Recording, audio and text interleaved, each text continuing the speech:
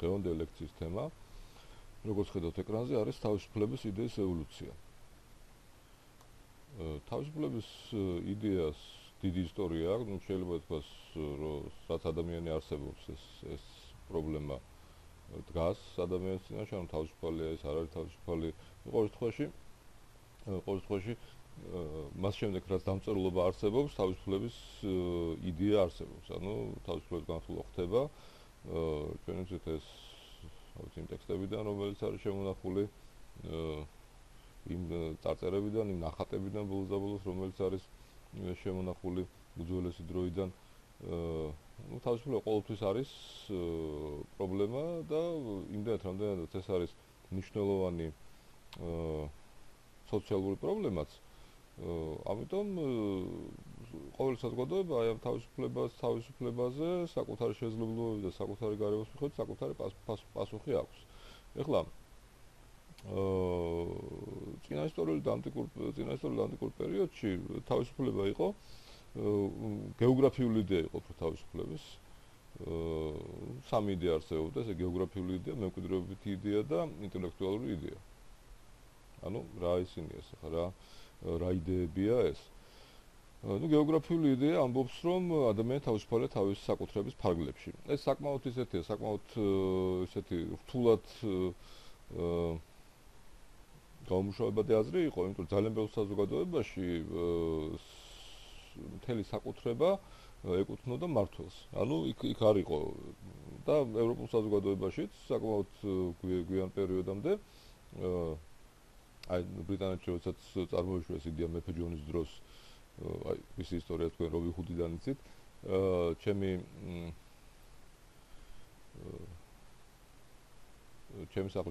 ციხესიმაგრეა. ანუ პრობლემა რა იყო ამ შემთხვევაში, რომ ყოველთვის შესაძლებელი, ესე ყოველთვის ჰქონდა მმართველს შესაძლებლობა, თუ კი ის იყო აღჭურვილი საკმარისი ძალით დაძალაუფლებით, ესე იგი წაერთმია რაიმე საბაბით ნებისმიერი მისი ქვეშემდომებსაც ჰქონდა და გადაეცა სხვისთვის.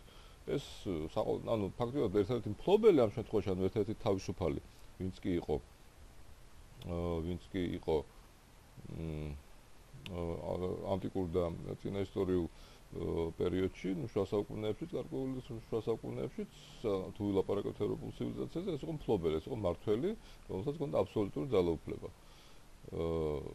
შემდეგ უკვე, აი როდესაც უკვე დაიწყო უფლებების დაცვა, აი მოხდა, როდესაც ეს პრინციპში ემთხვევა იმ პერიოდს, როდესაც უკვე თავადებს შეეძლოთ გაეკეთებიათ მნიშვნელოვანი დაბანდება და თავის ქონებაში შეეძლოთ მოეპოვებიათ მეტი ქონება და რაღაცნაირად გამოეთქვათ პრეტენზია იმაზე, რომ მათ რეალურად შეუძლიათ გააკეთონ რაღაც, ანუ რეალურად შეუძლიათ დაიცვან საკუთარი თავი და მას შემდეგ რაც მათ დაიცვეს საკუთარი თავი, ყველაზე კაი გამოხატვა ამ შემთხვევაში ამ თავისუფლების მისი მემკვიდრეობითი იდეა ეს არის ჩემი სახლი, ჩემი ციხესიმაგრეა და საკუთრებაზე უფლება გადადის მემკვიდრეობით.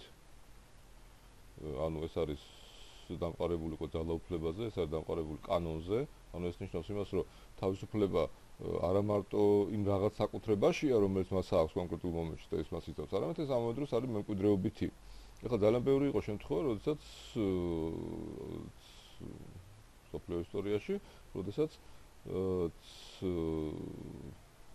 ელიტა ისჯებოდა ხელისუფლების მიერ, მეფის მიერ, მას ეთმეოდა ქონება, ანუ უბრალოდ მას ეცვლებოდა ქონებას, მაგრამ მიდიოდა. ეს სწორედ გადამწყვეტი მომენტი თავისუფლების იდეის გაგებაში, რომ თავისუფლება, რომ ადამიანის თავისი საკუთრების ფარგლებში არის თავისუფალი, რა თქმა უნდა, თუ ის იცავს იმ კანონებს, რომელსაც მან გამოუცხადა მორჩილება. აი ეს არის შუა საუკუნეების იდეა. და ეს არის ბრძოლით მიღწეული იდეა. ანუ იყვნენ კულტურები, აი მაგალითად იმაში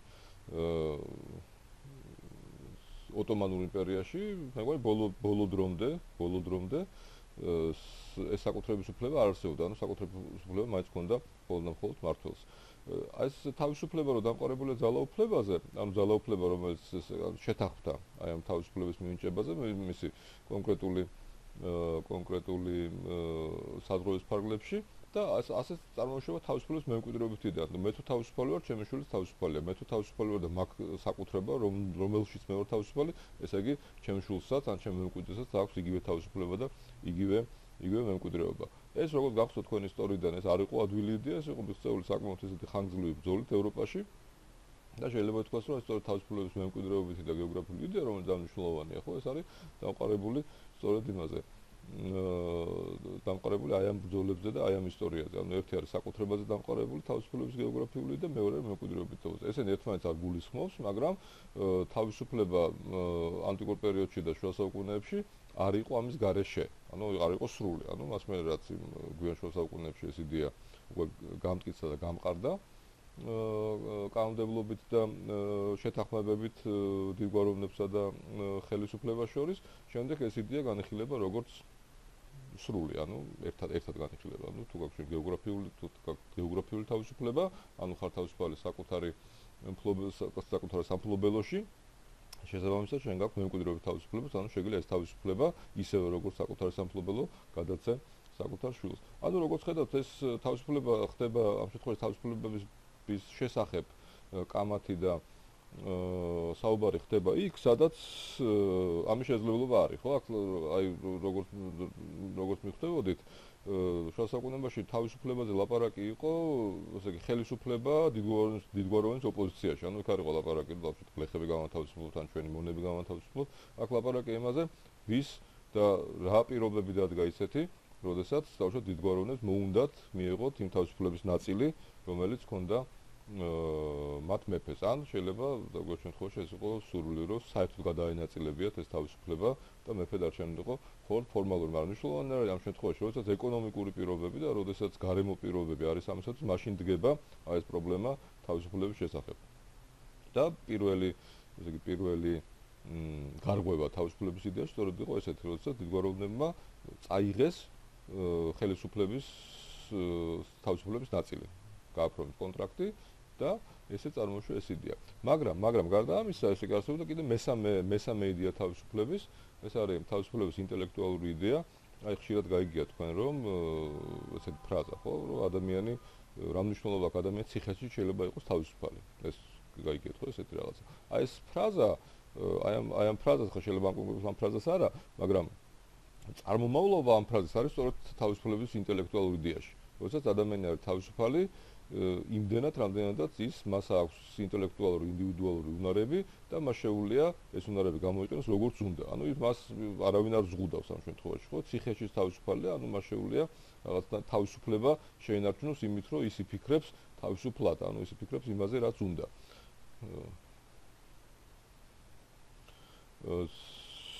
აი აქ დავბრუნდეთ კიდევ ერთხელ იმასთან ზოგადი მიმოხილვის შემდეგ, ესე გეოგრაფიული იდეა რაში მდგომარეობს, რომ ჩემი საკუთრება მთავრდება იქ, სადაც იწყება სხვის თავისუფლება, ანუ ეს არის აი მყარი ისა, ხო? ჩემი საკუთრება დამთავრდა სადღაც საზღვარზე, იქ იწყება სხვის თავისუფლება.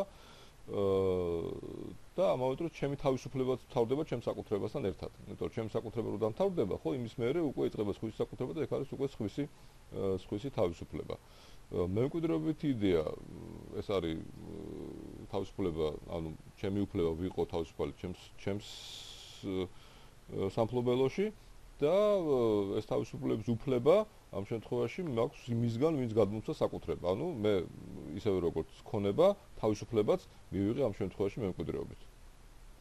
ეხლა რა არის ინტელექტუალური იდეა იმისი თავისუფლების ინტელექტუალური იდეა? ეს ნიშნავს, რომ დაბადებით არათავისუფალ შეუძლია დაამტკიცოს, რომ ის გამოადგება მემკვიდრეობით თავისუფალს. ხო, მემკვიდრეობით თავისუფალი ეს არის დიდგვაროვანი, რომელსაც აქვს ეს თავისუფლება, ну, რაღაცა ისტორიით და როგორც გამარ ეს თავისუფლება მას აქვს.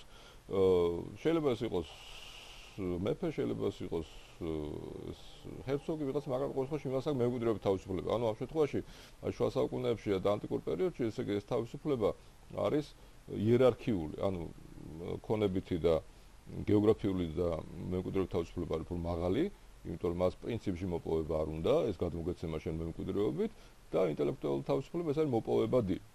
ანუ ყველა ვარიანტში ვიღაცას აქვს საზოგადოება ესეთია იმის შუა საუკუნეების და ანტიკური პერიოდზე ვიღაცას აქვს თავისუფლება, დაბადებით მას ერგო ეს თავისუფლება და ვიღაცას არ აქვს და მანაც უნდა მოიპოვოს. ანუ ეს თავისუფლება ინტელექტუალური, გარდა იმ ფრაზისა, რომ ადამიანის ციხეს ის თავისუფალი და რაღაცა ეს აი ინტელექტუალური თავისუფლების ნაწილია, ეს თავისუფლება ინტელექტუალური დამოკიდებულია მემკვიდრეობის თავისუფლებაზე.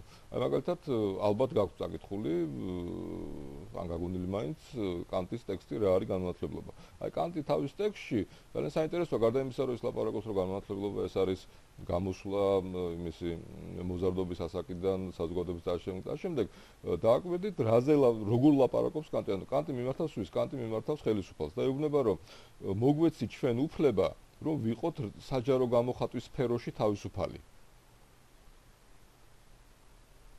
უკაცრავ საჯარო გამოხატვის სფეროში რომ ვიყოთ თავისუფალი ჩვენი გამოხატვის სფეროებში და კანტი ანსხვავებს ამ შემთხვევაში როგორც გახსოვთ კერძო გამოხატვას იმას საჯარო გამოხატვას და ამას ამბობს რომ ერთია კერძო გამოხატვა მეორეა საჯარო გამოხატვა ჩვენ ამას ერთმანეთში არ ავუყოთ მაგრამ ჩვენ გვინდა გამოხატვის თავისუფლება გარკვეულ სფეროებში ამას ამბობს კანტი ანუ ამ შემთხვევაში რა არის კანტი თვითონ კი არ მოიპოვებს ამ თავისუფლებას რაღაცით ან რაღაცნაირად ვითარება იმ სამყაროში ისეთია რომ კანტი ეუბნება ხელისუფალს რომ შენ მომეცი მე ეს თავისუფლება და ის მთელი ფაქტიურად ეს რა არის განმანათლებლობა ეს ტექსტი არის მტკიცება იმისა რომ ეს თავისუფლება თუ მას მიცემს ხელისუფალი ამ თავისუფლებას არაფერი არ დააკლდება თვითონ ხელისუფალს პირიქით ეს იქნება მნიშვნელოვანი მისთვის ეს იქნება მნიშვნელოვანი მისი ხელისუფლების გამტკიცებისათვის და ეს იქნება კარგი საზოგადოების განვითარებისათვის. ნუ პრინციპში შემდეგ ისტორიამ დაამტკიცა რომ ხელისუფლებისთვის თან იმ ტიპის ხელისუფლებისთვის რომლის პირველს კანტი ცხოვრობდეს მაინც კარგი არ იქნებოდა,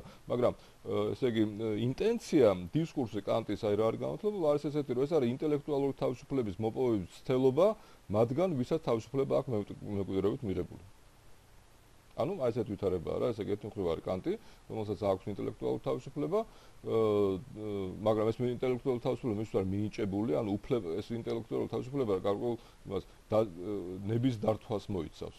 და მას აქვს ეს ნება დართული, ის არის პროფესორი, ის კითხულობს ლექციებს, წერს წიგნებს და მას უნდა ამ ინტელექტუალური თავისუფლების გაფართოება. მაგრამ ეს ინტელექტუალური თავისუფლების გაფართოება ხდება არა შეთანხმებით დაუშვათ თავისუფალი ადამიანების, არამედ კანტის ხელობით დაითანხმოს ხელისუფალი რომ მიცეს გონების გამოყენების თავისუფლება საჯაროდ. აი ეს არის ყველაზე უფრო მნიშვნელოვანი, რასაც კანტი ამბობს. ანუ იქ როგორც გახსოვთ, დაპირისპირებულია გონების კერძო გამოყენება, გონების საჯარო გამოყენება და ასე შემდეგ. აი ეს არის სწორედ მნიშვნელოვანი, ესე იგი ეს სამი გაგება თავისუფლების, რაც არის შუა საუკუნეებში და რასაც ჩვენ დღესაც ხვდებით და ვნახავთ უკვე ლექციის შემდეგ ნაწილში, რომ დღეს ესე იგი რა ხდება დღეს ამ ხრივ თავისუფლების ახალი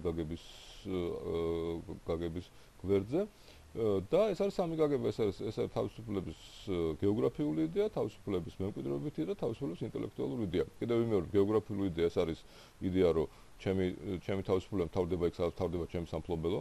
მემკვიდრეობითი იდეა არის ის, რომ მე თუ ვიღებ ქონებას მემკვიდრეობით, ასე ვიღებ თავისუფლებას მემკვიდრეობით, რომელიც აი ამ ქონებას მოძებს. ინტელექტუალური იდეა, ეს არის მოპოვებადი იდეა, რომ ინტელექტუალური თავისუფლება ჭირდება უფლება, რომ ის იყოს დაშვებული. ნუ შემდეგ როგორც გითხარით, ეს ინტელექტუალური თავისუფლების იდეა უკვე განვითარდა ესეთი ფრაზაში, რომ ადამიანის ციხეში თავისუფალია, ყველგან შეიძლება თავისუფალი იყოს, დავიდე შინაგან ემიგრაციაში და შემდეგ, მაგრამ იდეა თავიდან, სწორედ აი მესამე თავისუფლების, რომელიც იყო ანტიკურ პერიოდში შუა საუკუნეებში, იყო სწორედ ეს, რომ მესამე თავისუფლება რანგით დაბალია, ვიდრე მემკვიდრეობითი და გეოგრაფიული და ისინი, ვისაც აქვს მემკვიდრეობითი და გეოგრაფიული თავისუფლება, ისინი აძლევენ უფლებას ადამიანებს კონდეთ მათ ინტელექტუალურ თავისუფლებას. ნუ რაღაცნაირად მათ გაუტოლდნენ, იყვნენ მათთან, იყვნენ მათ კარზე, მაგრამ იყვნენ ერთი რანგით უფრო დაბალი. ახალ დროში უკვე ეს არის უკვე თავისუფლების მეორე გაგება, რომელიც უკვე იმის მერე ამ რევოლუციების, აჯანყებების და რაღაცების მერე უკვე წარმოიშვა. აი უკვე წარმოიშვა ძალიან საინტერესო სიმბიოზი აი ამ ძველი ანუ ანტიკური და შუა საუკუნეების პერიოდის თავისუფლების გაგების და ახალი პირობების. ანუ რა მოხდა? ხო, იმის თქმა დამავიწყდა, რომ ესე იგი თავისთავად აი ამ თავისუფლებაზე პრინციპული საკითხების დაყენება, ანუ დაწყება თავისუფლების ევროპაში, ხო, თავისუფლებისათვის ბრძოლის თავადების მხრიდან მეფის წინააღმდეგ, ეს ძალიან ემთხვევა იმას კლიმატური პირობების შეცვლას, დათბობას და შესაბამისად ეკონომიკურ გაძლიერებას. ანუ რა თქმა უნდა, როცა თავადები გაძლიერდნენ ეკონომიკურად, როცა მათ შეძლო დავუშვათ მეტი საჭმელი მოეყვანათ, გაიყიდათ ეს საჭმელი, მეტი რაღაცები გაეკეთებიათ, აი მაშინ დააყენეს მათ სწორედ ამ თავისუფლების იდეა, იმიტომ რომ მას აღარ აკმაყოფილებდათ ის ვითარება, როდესაც ისინი აბსოლუტურად იყვნენ დამოკიდებული და ჩამოკიდებული ხელისუფლებაზე და როგორც გახსოვთ, მათ აი ამ მიზანს წარმატებით მიაღწიეს. ახალ დროში უკვე სწორედ ისევ არის ლაპარაკი და შეგვიძლია ვილაპარაკოთ ამის გეოგრაფიულ და კლიმატურ მიზეზებზე, რომ ეს ისევ მოხდა გარკვეული ტექნოლოგიური განვითარებები, უფრო მდიდარი გახდა ხალხი და ახალ დროში უკვე კიდევ ერთი ნაბიჯი არის გაკეთებული თავისუფლების გაგების ევოლუციაში. ანუ ახალ დროში უკვე ჩვენ ხვდებით თავისუფლების სხვა ცნებას, რომელსაც ლექციის შემდეგ ნაწილში განვიხილავთ.